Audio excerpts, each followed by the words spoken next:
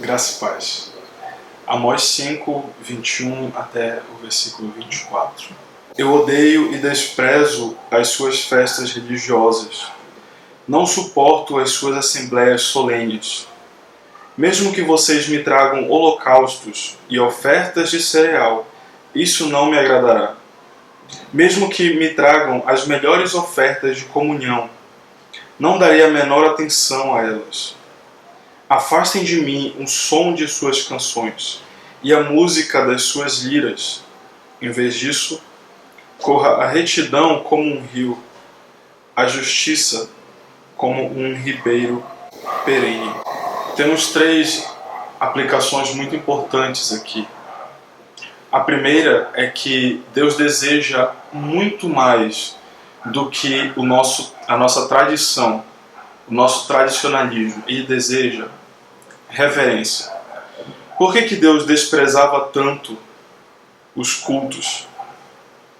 O povo, na verdade, estava prosperando. Vários territórios estavam sendo reconquistados, havia uma prosperidade financeira, várias pessoas conseguindo muitas coisas boas, construindo casas boas. Israel estava indo muito bem, toda a sociedade estava muito bem, era uma época de prosperidade.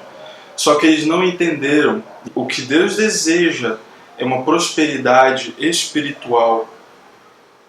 Temos com certeza muitos exemplos de tradição que nós temos hoje. Por exemplo, a clássica de fechar o olho para orar. Ou então, muitas vezes levantar no culto para ler a palavra, ou para cantar, ou alguma outra coisa, para orar, que às vezes, infelizmente, acaba parecendo até mesmo uma brincadeira de vivo, morto, morto, vivo. A pessoa tem que levantar, sentar. E muitas vezes para alguém que está visitando não entende muito bem o porquê disso. E Deus espera de nós a reverência, que nós entendamos o porquê estamos fazendo o que fazemos. Deus odiava o culto, estava desprezando o culto deles, porque eles faziam tudo sem consciência de por que estavam fazendo e para quem estavam fazendo. Tudo que nós fazemos, devemos entender o propósito e viver por esse propósito e fazer felizes por esse propósito. Toda a terra tema o Senhor, tremam diante dele todos os habitantes do mundo. As formas de expressar reverência são diversas. Alguém pode expressar reverência fechando os olhos, não é problema nenhum. Outra pessoa pode expressar reverência ficando de olhos abertos. Alguém que de repente, quando fecha os olhos, fica sonolenta ou fica pensando diversas outras coisas. E existem várias outras formas. Alguém que fica sentado orando pode estar reverente, tanto quanto, ou até mesmo mais do que uma pessoa que está de joelhos orando.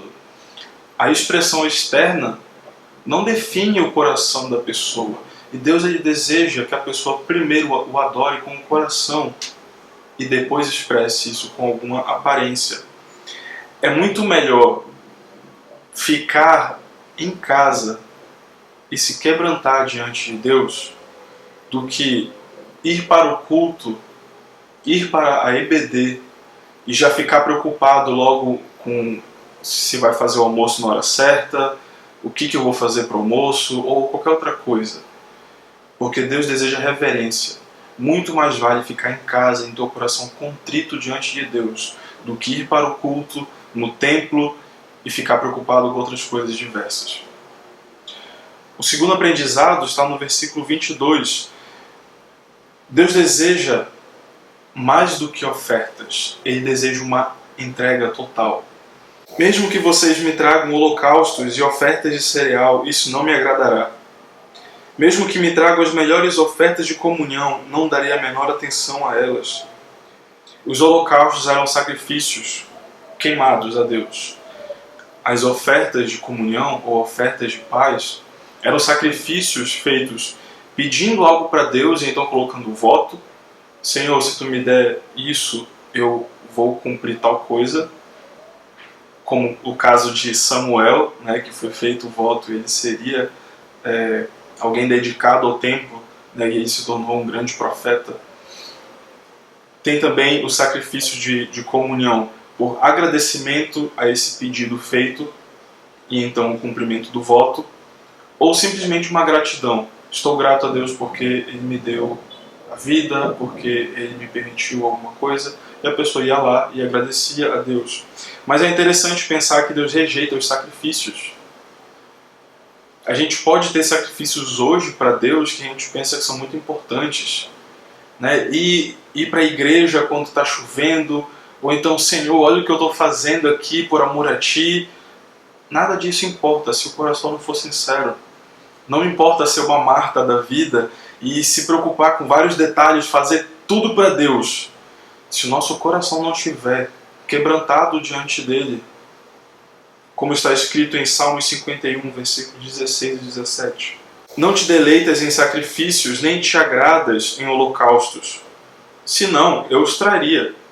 Os sacrifícios que agradam a Deus são um espírito quebrantado. Um coração quebrantado e contrito, ó Deus, não desprezarás. Deus deseja o nosso coração. Deus deseja que nós nos entreguemos totalmente a Ele. E não só aquilo que nós fazemos, mas como nós fazemos. Não adianta nem mesmo eu dar esse estudo aqui para vocês e passar essa devocional se a minha intenção não for sincera. Não importa o que for. Se eu vou dar uma oferta, um dízimo, e eu não estou dando com alegria, se eu digo que estou perdoando o meu próximo, mas meu coração ainda sente raiva dele, tudo o que eu fizer, eu preciso fazer coração contrito e totalmente entregue a Deus. Não importa se uma coisa tem aparência boa ou ruim, se o meu coração estiver afastado de Deus, não tem nenhum valor. Não é isso que Deus quer. É melhor não fazer como Ele mesmo disse aqui no texto. Se vai fazer sacrifício para Deus, mas não vai fazer com Deus, então é melhor não fazer. Afastem de mim o som das suas canções e a música das suas liras. Em vez disso, corra a retidão como um rio, a justiça como um ribeiro perene. Justiça aqui não é no sentido de punição, como nós podemos pensar hoje. Justiça aqui é no sentido de fazer aquilo que é correto. É no sentido de coerência entre aquilo que nós pregamos e aquilo que nós vivemos. É o oposto de hipocrisia. É eu dizer que creio na palavra e realmente me submeter a ela. Por mais que eu não goste, eu preciso me render diante dela. Por mais que a minha personalidade seja oposta àquilo que a palavra quer de mim, eu preciso me render diante da palavra. Muito mais do que músicas, Ele quer adoração. E esse é o terceiro aprendizado com esse texto. Deus não deseja que nós apenas o louvemos reconhecendo que sim, Ele é bom, sim, Ele é gracioso, sim, Ele é soberano, mas nós precisamos adorá-lo. Adoração significa uma vida no dia a dia de louvor prático, de não só ir para um lugar, esperar dar o domingo, esperar dar o sábado, esperar dar a quarta-feira, para adorar a Deus, cantando músicas, orando. Ele quer que todo dia nós estejamos orando, aprendendo, nos tratando bem em casa, amando uns aos outros, perdoando, sendo pacientes, alegres. Isso é adoração a Deus, e não apenas cantar uma música ou qualquer outra coisa nesse sentido. Ele deseja o nosso coração. Como diz a música, dar-te-ei mais que uma canção, mas a música em si não é o que queres de mim. Tu sondas meu interior, sabes tudo que sou e queres meu coração. Devemos entender também uma coisa. Adoração é diferente de adulação. Deus não quer ser adulado. Nós não precisamos ficar falando coisas para Deus ou fazendo coisas para Deus como se Ele fosse retribuir o que estamos fazendo simplesmente porque estamos fazendo. Deus não precisa de nós. Não é porque eu louvo, porque eu canto, porque eu dou dízimo, porque eu vou para a igreja, porque eu oro, que Deus vai atender aquilo que eu peço. Novamente, o povo vivia uma prosperidade material, mas eles estavam longe de Deus. Tudo que eles faziam, reunião de templo, sacrifícios, músicas, ofertas, tudo estava sendo rejeitado por Deus porque eles não tinham uma vida de adoração diária, na prática, no dia a dia. Então nós devemos aprender com esse texto Não devemos adular a Deus como se isso fosse nos fazer ser alguma coisa diante dele.